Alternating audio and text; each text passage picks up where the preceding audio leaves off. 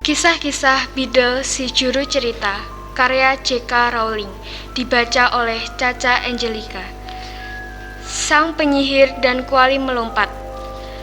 Pada suatu masa, hiduplah penyihir tua baik hati yang menggunakan sihirnya dengan murah hati dan bijak untuk menolong para tetangganya.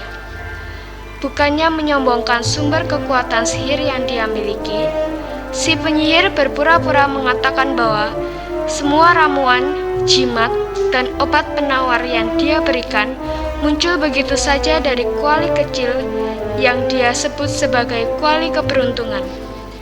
Bahkan dari tempat-tempat yang jauh, banyak orang datang kepadanya, membawa berbagai macam masalah, dan si penyihir dengan senang hati akan mengaduk kualinya, lalu membereskan masalah mereka.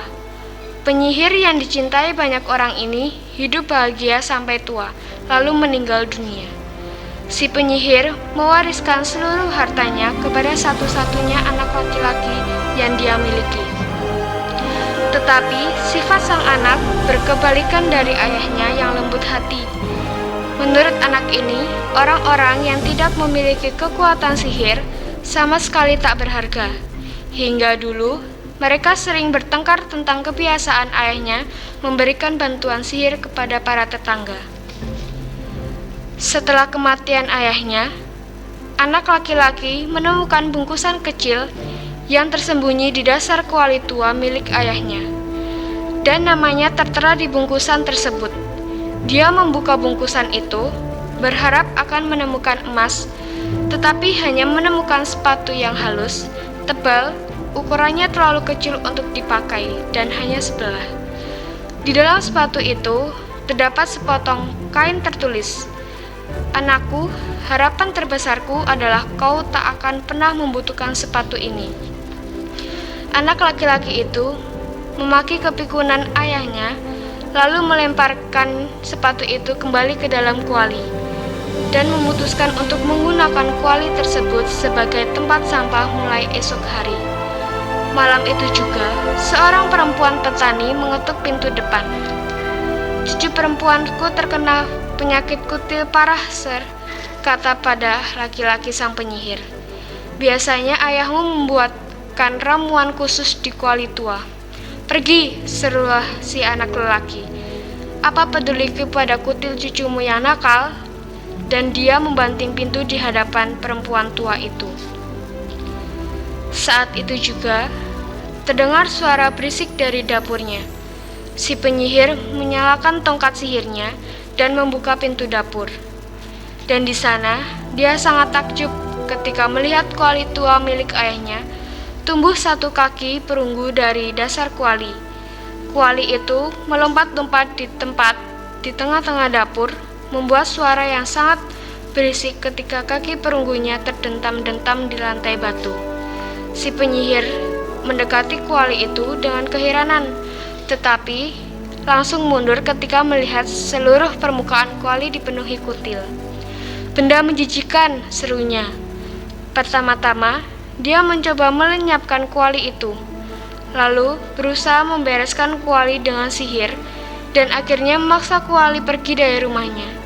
Tapi tak satu pun mantranya berhasil, dan dia tak mampu mencegah kuali itu melompat-lompat mengejarnya keluar dapur, lalu mengikutinya ke kamar tidur, terus melompat dengan berisik di setiap anak tangga kayu. Semalam, si penyihir tak bisa tidur karena kuali itu terus-menerus melompat di sebelah ranjangnya. Dan keesokan paginya, saat dia hendak sarapan, kuali itu juga terus melompat-melompat mengejarnya hingga ke meja makan. Klontang, klontang, klontang, begitulah bunyi kuali berkaki perunggu. Si penyihir bahkan belum sempat memakan buburnya ketika terdengar ketukan lagi di pintu. Seorang laki-laki tua berdiri di depan pintu. "Keledai tuaku, Sir." Jelas si laki-laki tua. "Keledaiku hilang atau dicuri orang. Tanpa keledai itu, aku tak bisa membawa barang dagangan ke pasar. Dan nanti malam, keluargaku pasti akan kelaparan." "Dan aku sudah kelaparan sekarang," jerit si penyihir. lalu membanting pintu di depan laki-laki tua itu. Klontang, klontang, klontang. Begitulah bunyi kaki perunggu si Kuali saat melompat-lompat di lantai. Tapi sekarang suaranya bercampur dengan lenguhan keledai dan erangan manusia yang sakit menahan lapar. Semua bergema dalam Kuali. Jangan melompat-lompat, diamlah, pekik si penyihir. Tapi seluruh kekuatan sihir yang dia miliki tak mampu membuat Kuali kutilan itu diam. Kuali itu terus saja melompat-lompat, mengikuti sepanjang hari, melenguh dan mengerang dan mengeluarkan suara berisik. Tak peduli apa yang dilakukan si penyihir dan kemana dia pergi. Sore itu, terdengar ketukan di pintu. Dan di ambang pintu berdiri seorang perempuan muda yang menangis begitu sedih seakan hatinya akan patah. Bayiku sakit amat parah, katanya. Maukah kau menolong kami? Ayahmu menyuruhku datang kapan saja, aku punya masalah. Tapi si penyihir membanting pintu di hadapan perempuan muda itu. Dan sekarang Kuali menyiksa itu terisi penuh dengan air asin, menumpahkan air mata ke seluruh lantai saat dia melompat, melenguh, mengerang, dan mengeluarkan kutil lebih banyak lagi. Meskipun sepanjang minggu itu tak ada lagi penduduk desa yang datang meminta bantuan kepada si penyihir, Kuali berkaki terus memberitahukannya tentang berbagai penyakit dan kemalangan penduduk desa. Hanya dalam beberapa hari, Kuali itu bukan hanya melenguh dan mengerang, dan menumpahkan air mata, dan melompat-lompat, dan mengeluarkan kutil, tapi juga berbatuk-batuk dan muntah-muntah, menangis seperti bayi, mengaying seperti anjing, menumpahkan keju basi dan susu asam, dan siput-siput yang kelaparan. Sang penyihir tak bisa tidur atau makan, karena Kuali itu terus mengikutinya. Tapi Kuali berkaki tak mau pergi, dan si penyihir tak mampu membuat Kuali itu diam atau memaksakannya berhenti melompat-lompat. Akhirnya sang penyihir tak tahan lagi. Balas semua masalahmu, semua kesulitanmu, dan semua keluhanmu, teriaknya sambil berlari di tengah-tengah gelapnya malam, menuju jalan desa dengan Kuali yang melompat-lompat di belakangnya. Ayo, biarkan aku menyembuhkanmu, memperbaiki keadaanmu, dan menghiburmu. Kuali ayahku ada di sini, dan aku akan membuat kalian sembuh. Dengan Kuali yang terus melompat di belakangnya, si penyihir berlari sepanjang jalan, mendaraskan mantra ke setiap arah.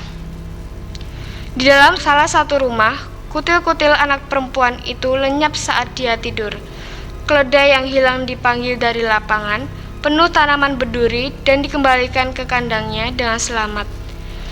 Bayi yang sakit diberi ramuan diteni, salah satu jenis tanaman mint, berbunga ungu hingga putih, dan terbangun, sehat kembali, dan pipi berwarna merah.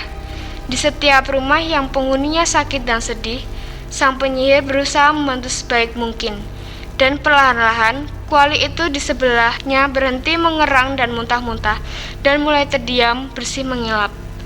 Bagaimana sekarang, Kuali? Tanya sang penyihir yang gemetar, kelelahan ketika matahari mulai terbit. Kuali itu memutahkan sepatu sebelah yang dulu dilemparkan sang penyihir ke dalamnya, lalu mengizinkan sang penyihir memakainya sepatu itu ke kaki perunggunya. Bersama-sama mereka berjalan kembali ke rumah sang penyihir. Suara langkah kaki Kuali itu akhirnya teredam. Tetapi sejak hari itu hingga seterusnya, sang penyihir membantu penduduk desa seperti ayahnya dulu. Karena kalau tidak, Kuali itu akan melepaskan sepatunya dan mulai melompat-lompat lagi.